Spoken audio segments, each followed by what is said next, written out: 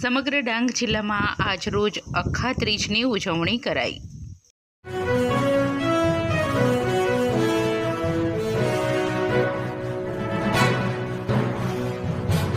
અખાત્રીજ એ ડાંગી આદિવાસીઓનો મુખ્ય તહેવાર છે।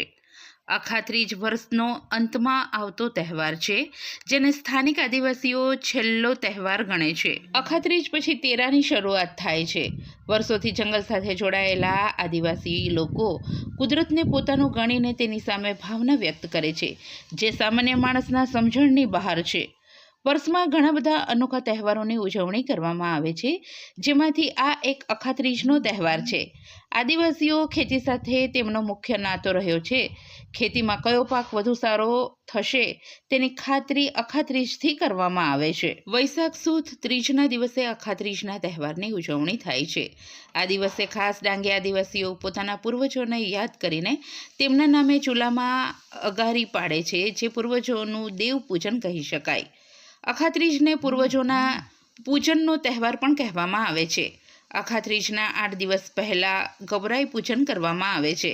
ગૌરાઈ પૂજન એટલે વાંસની ટોપલી લઈ, જેને ડાંગી ભાષામાં સેનું ગલી કહેવામાં આવે છે, જેમાં માટી નાખી 5 જાતના ધાન્ય મકાઈ, નાગલી, અડદ, ભાત, જુવારની વાવણી કરવામાં આવે છે। ગૌરાઈ પૂજતી વખતે સ્ત્રીઓ ગૌરાઈ પૂજનનું ગીત ગાય છે।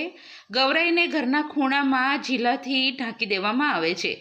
દર દિવસે નવા પાણી સવારે કૂવેથી કે નદીમાંથી લાવેલ પીવાનું પાણી ચોખ્ખું ગૌરાઈનું સિંચન કરવામાં આવે છે। ગૌરાઈ પૂજતી વખતે સ્ત્રીઓ ગૌરાઈ પૂજનનું ગીત ગાય છે। ગૌરાઈને ઘરના ખૂણામાં ઝીલાથી વાંસમાંથી બનાવેલ ટોપલો ઢાંકી દેવામાં આવે છે। ગૌરાઈ પૂજતી વખતે સ્ત્રીઓ ગૌરાઈ પૂજનનું ગીત ગાય છે। ગૌરાઈને ઘરના ખૂણામાં ઝીલાથી ઢાંકી દેવામાં આવે છે। દર દિવસે નવા પાણી સવારે કૂવેથી કે નદીમાંથી લાવેલ પીવાનું પાણી ચોખ્ખું ગૌરાઈનું સિંચન કરવામાં આવે છે। ગૌરાઈ સારી એટલે કે જાડાઈ પાંદડાવાળી ઉગશે તો ખેતીમાં પાક સારો આવશે, અને ગૌરાઈ સારી ના થઈ તો ખેતીનો પાક સારો આવશે નહીં। ખેતરોમાં વાવવા માટેના બીજની આ પરીક્ષા કહી શકાય। વર્ષો પહેલાં ગૌરાઈ જોઈને જ વડીલો ખેતીના પાકનો અંદાજો લગાવી લેતા અને અખાત્રીજના બીજા જ દિવસે ખેતરમાં પાકની વાવણી કરી દેતા હતા। 8 દિવસ પછી જાગલે એટલે કે ગામનો સંદેશાવાહક ગામમાં બૂમ પાડીને અખાત્રીજના સનની જાહેરાત કરે છે। સન કરે કે કોઈ પણ તહેવારના દિવસે ડાંગી આદિવાસીઓ પોતપોતાનું કામ, ખેતરનું કામ બંધ રાખે છે। સવારના પહોરમાં ગૌરાઈના અમુક પાંદડા તોડીને તેને પૂજા માટે લઈ જવાના હોય છે। ગૌરાઈ તાંબેમાં એટલે કે લોટામાં નવા પાણી અને નારિયેળને લઈ મંદિરે જઈ તેનું પૂજન કરવામાં આવે છે। હનુમાનજીનું મંદિર તથા હોળી પ્રગટાવવામાં આવે છે તે જગ્યાએ આવેલ સ્થળે પૂજા કરવામાં આવે છે। પૂજામાં વધી ગયેલ નવા પાણીને ઘરે લઈને તેનો ઘરમાં છંટકાવ કરવામાં આવે છે। ઘરે જમવાનું ભોજન બનાવ્યા પછી રિવાજ પ્રમાણે અગારી પાડતી વખતે ખાસ નદીના માછલા જરૂરી હોય છે, જેને ચૂલામાં નાખવામાં આવે છે। ઘરની પરિસ્થિતિ અનુસાર બનાવેલ સઈ પાકથી ચૂલામાં અગારી પાડવામાં આવે છે।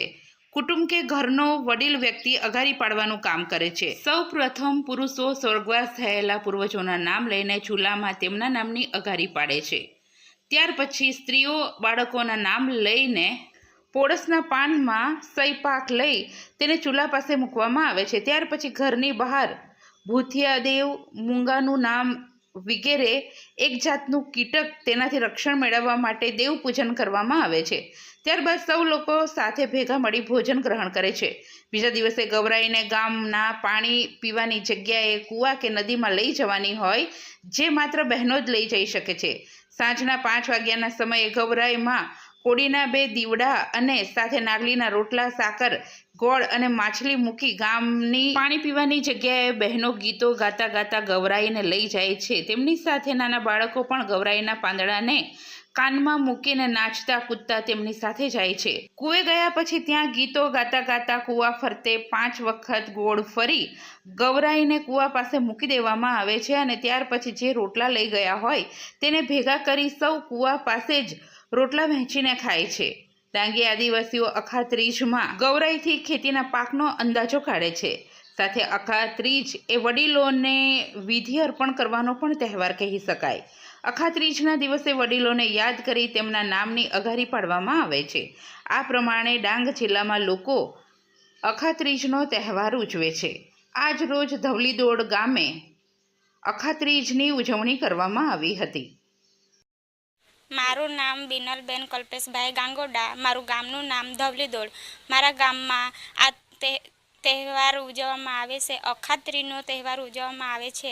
મારા ગામમાં આ અખાત્રીજનો તહેવાર 5 દિવસ પહેલાંથી ઉજવવામાં આવે છે. અમારા ગામના પોતપોતાના ખેતરમાંથી માટી લાવવામાં આવે છે.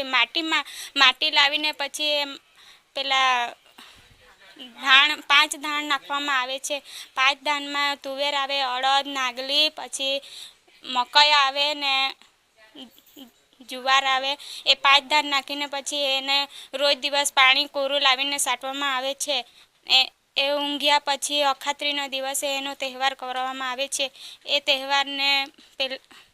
એ તહેવારનો અમારા ઘરે રસોઈ કરવામાં આવે છે. નવા પાણીમાં રસોઈ કરીને પછી એ તહેવારની ઉજવણી કરવામાં આવે છે. પછી દેવોના નામ લઈને અમારા કુટુંબ, વડીલો અને દેવોના નામ લઈને એનું પૂજન કરવામાં આવે છે. પછી એ અખાત્રીજનો તહેવાર ઉજવવામાં આવે છે.